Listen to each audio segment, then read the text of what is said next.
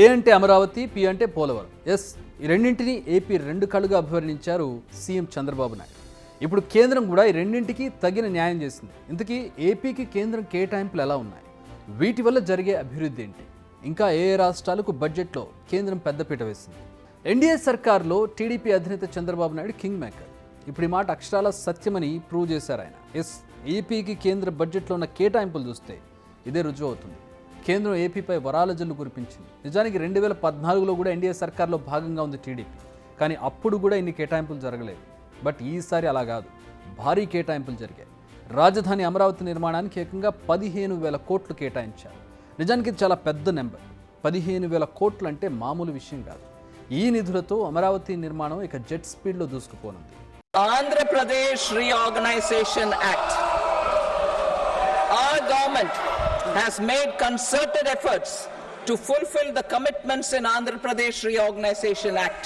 Recognizing the state's need for a capital, we will facilitate special financial support through multilateral development agencies. In the current financial year, 15,000 crore rupees will be arranged with additional amounts in future years. ఈ financial year కోసం మాత్రమే 15,000 కోట్ల కేటాయింపులు ఇవి, అంటే ఒక ఏడాదికి. ఇదే మాటను చెప్పారు కేంద్ర మంత్రి నిర్మలా సీతారామన్. అంటే నెక్స్ట్ బడ్జెట్లో మరిన్ని కేటాయింపులు ఉండే అవకాశం ఉందని చెప్పకనే చెప్పారు. అంతేకాదు, ఏపీకి జీవనాడి లాంటి ప్రాజెక్టు పోలవరం, ఈ ప్రాజెక్టును కూడా పూర్తి చేసే బాధ్యత తమదే అని మరోసారి బల్లగుద్ది మరీ చెప్పారు నిర్మలా సీతారామన్. అంటే ఇకపై పోలవరం నిర్మాణం కూడా పరుగులు పెట్టనుందని తేలిపోయింది.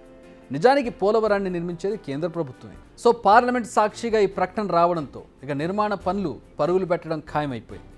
ఇవి మాత్రమే కాకుండా విభజన చట్టంలోని హామీలను కూడా అమలు చేస్తామని కేంద్రం హామీ ఇచ్చింది. హైదరాబాద్ ఓర్వకల్ ఇండస్ట్రియల్ కారిడార్కు ప్రత్యేక నిధులు, విశాఖ చెన్నై ఇండస్ట్రియల్ కారిడార్కు స్పెషల్ నోడ్ల సాయం, కోపర్తి ఓర్వకల్ ఇండస్ట్రియల్ హబ్ల అభివృద్ధికి నిధుల కేటాయింపులు జరగనున్నాయి. Our government is fully committed to financing and early completion of the Polavaram irrigation project, which is the lifeline for Andhra Pradesh and its farmers. This will facilitate our country's food security as well. Under the act, Andhra Pradesh Reorganization Act, for promoting industrial development, funds will be provided for essential infrastructure such as water, power, railways and roads. In Koparthi node on the Visakhapatnam Chennai industrial corridor and Varavakal node on the Hyderabad Bangalore industrial corridor. An additional allocation will be provided this year towards capital investment for economic growth. Grants for backward regions of Rayalaseema, Prakasham, North Coastal Andhra, as stated in the Act, will be provided. ఇక AP CM Chandrababu Delhi పర్యటనలు, కేంద్ర మంత్రులతో మంతనాలు success అయ్యాయని చెప్పాలి. King maker అనే కార్డును ఆయన పర్ఫెక్ట్గా ఉపయోగించుకున్నారు. ఆయన బతిమాలారో, బెదిరించారో, లేక కేంద్రమే తమ ప్రభుత్వంలో భాగం అని చెప్పి ముందుగానే కేటాయింపులు చేసిందో తెలియదు. కానీ మొత్తానికి చంద్రబాబు మొదటి నుంచి రాష్ట్రానికి ఏవైతే 2 కళ్ళని చెబుతున్నారో ఆ 2 కళ్లకు సరైన న్యాయం చేయడంలో సక్సెస్ అయ్యారు. దీంతో దట్ ఈస్ చంద్రబాబు అంటున్నారు టీడీపీ నేతలు. ప్రభుత్వం వచ్చి 60 రోజుల్లోనే కేంద్రం ప్రవేశపెట్టే బడ్జెట్లో ఇన్ని అంశాలను పొందుపరచడం అనేది నిజంగా ఒక గొప్ప విజయంగా మనం చెప్పుకోవాలి.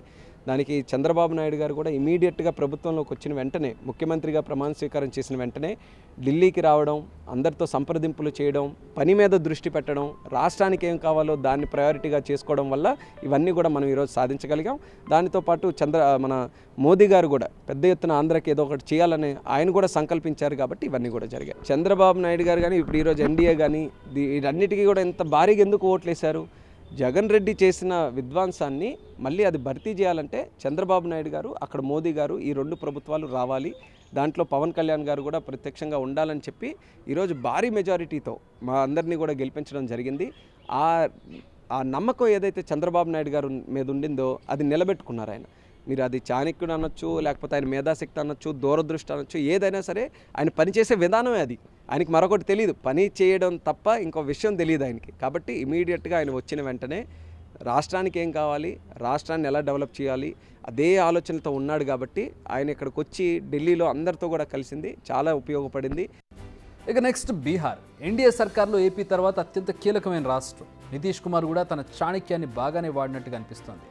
గయా ఇండస్ట్రియల్ కారిడార్, బీహార్లోని రోడ్ కనెక్టివిటీ ప్రాజెక్టుల కోసం 26,000 కోట్లు, భగల్పూర్లోని 21,400 కోట్లతో 2,400 మెగావాట్ల పవర్ ప్లాంట్ నిర్మాణం, వీటితో కొత్త ఎయిర్పోర్ట్లు, మెడికల్ కాలేజీలు, స్పోర్ట్స్ డెవలప్మెంట్స్ కోసం ప్రత్యేక సదుపాయాలు, ఎక్స్ప్రెస్ వేలు, ఇలా చాలా అంశాలతో బీహార్ కూడా భారీగానే నిధులు కేటాయించుకుంది. ఓవరాల్గా చూస్తే బీహార్, ఏపీలు బడ్జెట్లో కీలక కేటాయింపులు సాధించుకున్నాయని చెప్పాలి. నిజానికి చంద్రబాబు, నితీష్ కుమార్ తమ చాణక్యంతో తమ రాష్ట్రాలకు బాగానే మేలు చేసుకున్నారు. వ్యూహాత్మకంగా ఎన్డీఏలో చేరడం, కేంద్ర ప్రభుత్వ ఏర్పాట్లో కీలక పాత్ర పోషించడం, వరుసగా చర్చలు జరపడం, ఇలా తమ చర్యలతో బడ్జెట్లో వీరి మార్కును చూపించుకున్నారు. ఇక తెలంగాణ విషయానికి వస్తే మాత్రం మొండి చేయి మిగిలిందని చెప్పాలి. చెప్పుకోదగ్గ ప్రత్యేక కేటాయింపులు కానీ ప్రాజెక్టులు కానీ ఏమీ లేవు. తెలంగాణ ప్రజలు 8 మంది బీజేపీ ఎంపీలను గెలిపించినా కానీ పెద్దగా ఒరిగిందేమీ లేదని చెప్పాలి.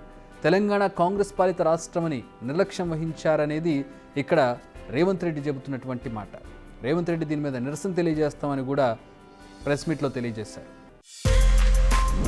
బిగ్ టీవీ అవుట్లుక్ కథనాలు నచ్చితే వెంటనే బిగ్ టీవీ ఛానల్ ను సబ్స్క్రైబ్ చేయండి.